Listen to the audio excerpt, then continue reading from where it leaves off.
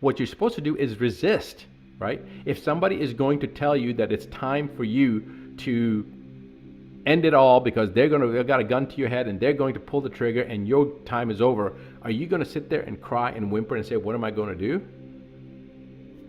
I mean, there's only two things to do. Either you just roll over and, put your head and say, hey, let me just go towards the sink so that, as you blow my brains out, I don't make a mess on your carpet here. So I'll just go over here and make it easier for you. You can either do that and be compliant, because by wearing a mask and maintaining social distancing and allowing you to be chipped like a cow or a sheep, and with the vaccinations and all the stuff that's coming down the pipeline, that's the same thing. It's complying. You're saying, okay, it's okay. It's all right for you to do whatever you want to do to my body.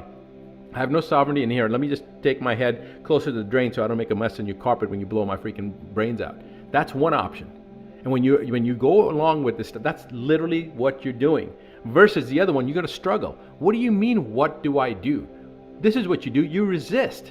You fight, you struggle, well, then they'll pull the trigger and kill me. Well, okay, fine. Then at least you tried to fight and resist, and you tried to defend yourself, and you tried to establish freedom. You didn't just go along with the rest of the lemmings as they went off the cliff, right? There's only two things. You either comply, because if you comply, you're consenting, all right? There's no difference. When you comply, you consent, and you're allowing them to take away your liberty, your rights. Or you do something about it. You resist, whatever fashion it is. Whether it's speaking out, whether it's refusing to wear a mask, whether it's refusing to social distance, whether it's, writing to your senators or the people that try to socially shame you, you shame them back. Whatever you do, you resist.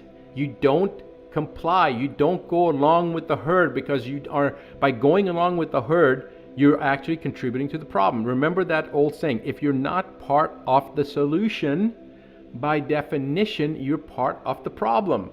So here's the thing, whatever you're doing, you got to ask yourself, am I part of the solution? Am I what I'm doing right now, is it part of the solution? And if it's not, then know that you're part of the problem.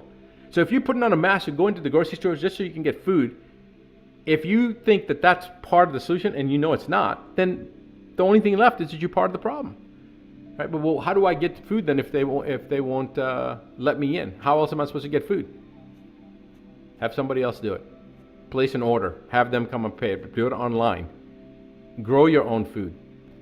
Okay, pay some kid to go in there, do it. Whatever. You don't do it.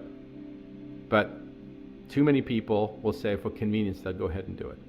And that's what it comes down to. You can't compromise yourself and allow yourself to fall victim to this mentality where you now do what you're told and follow the party line and toe it without any questions, and then think that you're making a difference. And this victim mentality that people have, what can I do? I think that's the first thing you need to do, is you need to change your mindset.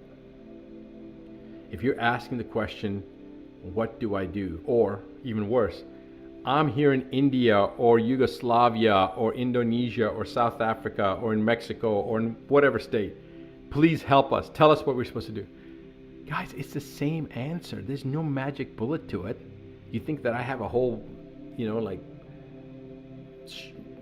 bookshelf over here of ideas of what we can do, and I'm just not sharing it with you?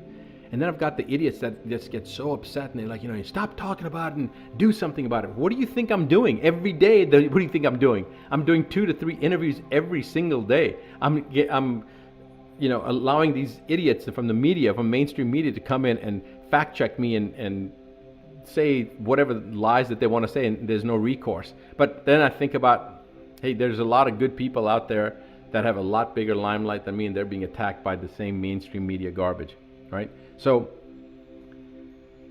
if you are getting angry because you don't know what to do, then maybe it's time for you to change your mindset. If you're feeling helpless because you don't know what to do, maybe it's time that you change your mindset.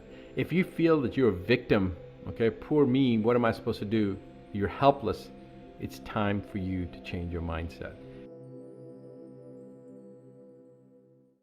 By first living a result, you can experience it, and once you've experienced it, then you can give a result. This comes back to our slogan for the International Association for a Disease-Free World, which is making the change the world's waiting for, one person at a time, beginning with you. So I don't know why I'm feeling so reluctant that maybe I shouldn't talk about this formula, because sometimes when people don't, when something is shared with people and the perception of value is that it's free because it wasn't shared, sometimes people don't recognize the true value. I mean, some of the greatest gifts that we have are free. We realized that with the, for example, with the head map, which is the Advanced Health Evaluation and Assessment for Detoxification Medical Assessment Program, which some of you may have heard me talk about. It's completely 100% free, even though the value on taking this test every time you take it is $300, according to, that's not my valuation, that's the third-party insurance company actuarial analyst who analyzed the data and saw the value that it was providing a clinician and how we were utilizing it, and he put a value of that test at $300. And that's every time you take the head map. That's what the value is. And it doesn't cost anybody anything. It's completely free. We put it out to the world. You need an invitation code. You have to be invited to use it, but otherwise it's totally free. And for those of you that may want to use this and don't know much about it, or would like more information about it, first of all, guys, it's free. It doesn't cost anything, so there's not much. Just create your free dashboard and get access to it. But you can go to askdrbuttar.com/ask, the website right underneath me right now that appears, and just go do it. Okay, all the stuff, everything with the invitation code will be, it's all built in, so you'll be able to get direction that you need.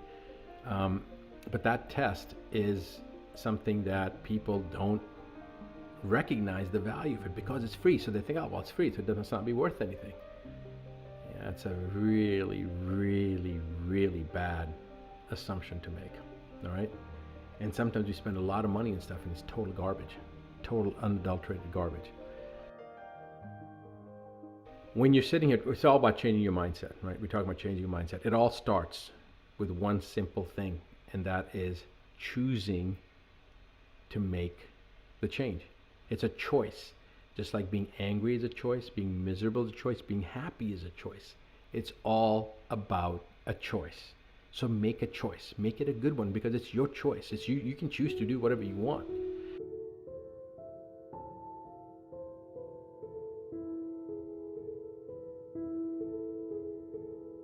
And I realized that here are two communities on the opposite side of the hemisphere, on two different parts of the planet, different ethnicities and religions and belief systems, but they were very, very, very, very poor. And they were very, very, very, very happy people. And I realized at that point that has nothing to do with money or even food or even shelter. It all has to do with a choice. You can choose to be happy, or you can choose to be miserable. You can choose to see this current situation as this devastating, apocalyptic type scenario that's coming down. Or you can choose to see this as an abscess that's come to a head, and the fever that the planet has and the pain that the planet has is now at the point that the planet could potentially die.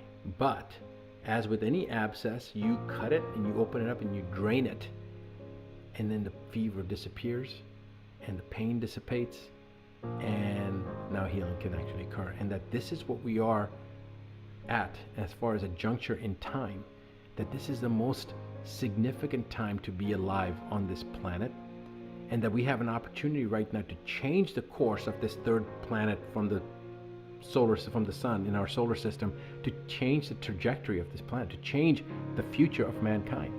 And how exciting it is for us to have been selected to be the ones here to help usher in this new phase, to actually bear the burden of toiling through and fighting for this change that our children and our grandchildren and their children will benefit from.